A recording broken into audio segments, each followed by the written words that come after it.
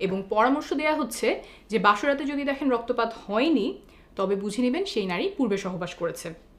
এই ভিডিওতে মেয়েদের ভার্জিনিটি পরীক্ষা করার প্রচলিত পদ্ধতিগুলো নিয়ে আলোচনা করব, রেফারেন্স সহ বুঝিয়ে বলবো এগুলো কতটুকু নির্ভরযোগ্য। একজন মেয়ে ভার্জিন বা কুমারী কিনা সেইটা বোঝার জন্য চিকিৎসা বিজ্ঞানে বা সামাজিকভাবে 3টা পদ্ধতি প্রচলিত ছিল, এখনও কোথাও কোথাও আছে। সেই 3টা পদ্ধতি প্রথমে ছোট করে বুঝিয়ে বলি। 1 নম্বর পদ্ধতি হলো 2 ফিঙ্গার টেস্টিং। নারীদের যোনিপথে 2 আঙ্গুল ঢোকানো হয় এবং আঙুল দিয়ে বোঝার চেষ্টা করা হয় যোনিপথ কতটুকু টাইট, কতটুকু চাপা বা প্রশস্ত, 2 আঙ্গুল সহজে ঢুকে যাচ্ছে নাকি 1 আঙ্গুল ঢুকছে ইত্যাদি। একজন নারী নিয়মিত সহবাস করেন কিনা তা এই পরীক্ষার মাধ্যমে ডাক্তাররা নির্ধারণ করার চেষ্টা করতেন। সাধারণত রেপ কেসে এই পরীক্ষাটা করা হতো, এখনও কিছু কিছু জায়গায় করা হয়। 2 নম্বর হলো হাইমেন ইন্সপেকশন। এই ক্ষেত্রে চোখ দিয়ে দেখা হয়, আগেরটার মতো আঙুল ঢোকানো হয় না। মেয়েদের যোনিপথের হাইমেন, অনেকে এটাকে সতীচ্ছদ পর্দা নামে চেনেন, সেইটা পরীক্ষা করা হয়। হাইমেনে কোনো ছেঁড়া আছে কিনা, থাকলে কোথায় ছেঁড়া, হাইমেনের আকার কেমন, মুখ কতটুকু বড়, এইসব দেখে বোঝার চেষ্টা করা হয় মেয়েটি আগে কখনো সহবাস করেছিল কিনা। 3 নম্বরটা হলো প্রথম সহবাসের রক্তপাত।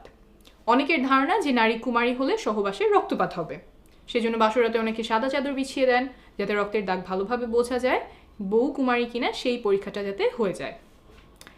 এই যে 3টা পদ্ধতি বললাম এগুলো কতটুকু নির্ভরযোগ্য, আসলে কি এগুলো ব্যবহার করে বোঝা যায় একজন নারী কুমারী কিনা? এই পরীক্ষাগুলো নিয়ে সর্বশেষ মেডিকেল সায়েন্স কী বলে তা এখন বুঝিয়ে বলবো। প্রথমেই আসি 3 নম্বর উপায়ে, প্রথম সহবাসে রক্তপাত। 100 জন নারীর উপরে করা একটা গবেষণায় দেখা গেছে যে 44 জনেরই প্রথম সহবাসে রক্তপাত হয়নি। সংখ্যাটা কিন্তু কম না, প্রায় অর্ধেকের কাছাকাছি নারীর প্রথম সহবাসে রক্তপাত হয়নি। এমনকি কোনো ব্যথাও হয়নি 32 জনের। এমন আরও গবেষণা আছে যাতে দেখা গেছে প্রথম সহবাসে সবার রক্তপাত হয় না। রক্তপাত হওয়া এবং না হওয়া দুইটাই স্বাভাবিক। কারো কারো ক্ষেত্রে যোনিপথ পিচ্ছিল না হওয়ার কারণে বা জোর করে পুরুষাঙ্গ ঢোকানোর কারণে যোনিপথের দেয়াল ছিঁড়ে যায়, ফলে রক্তপাত হয়। এরপর আসি 2 নম্বর উপায়, হাইমেন ইন্সপেকশন বা সতীচ্ছদ পর্দা দেখে বোঝা যায় কিনা নারী কুমারী। এটার ব্যাপারে হয়তো অনেকেই শুনেছেন, সহবাস করলে মেয়েদের যোনিপথের পর্দা ফেটে যায়, আর তাহলে তো ওটা দেখলেই বুঝে যাওয়ার কথা যে সে সহবাস করেছে কিনা। অনেকেই মনে করেন হাইমেন এমন, এইভাবে যোনিপথের মুখ আটকে রাখে, সহবাস করলে পর্দাটা এমনভাবে ফেটে যায়, তাহলে ভালো করে দেখলেই বোঝা যাওয়ার কথা যে নারী কুমারী কিনা। আমেরিকায় 36 জন গর্ভবতী টিনেজারদের ওপরে একটা গবেষণা করা হয়।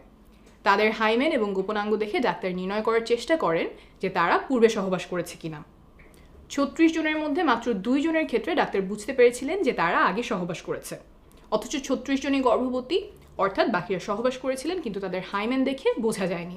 অনেকেই মনে করতে পারেন হাইমেন দেখে বোঝা না যাওয়ার কারণ কি? যদি এমন ছেঁড়া হয় তাহলে তো দেখেই বোঝা যাওয়ার কথা, কিন্তু আসলে হাইমেন এমন শক্ত কোনো পর্দা না।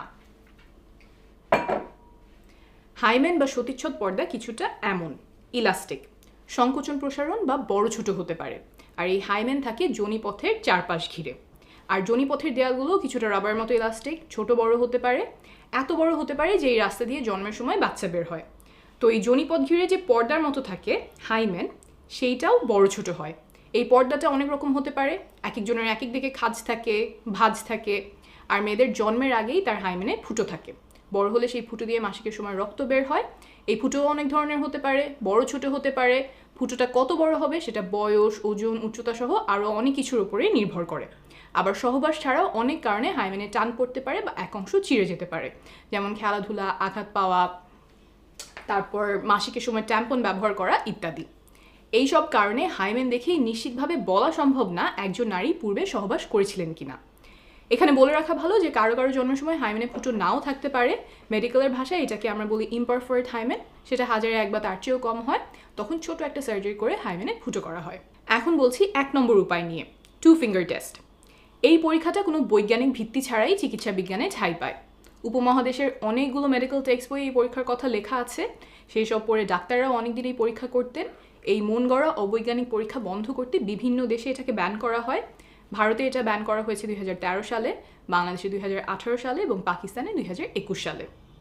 তাহলে বোঝা গেল যে এই 3 উপায়, 2 ফিঙ্গার টেস্ট, সতীচ্ছদ পর্দা বা রক্তপাত, কোনোটা দিয়েই কুমারিত্ব বোঝা যায় না।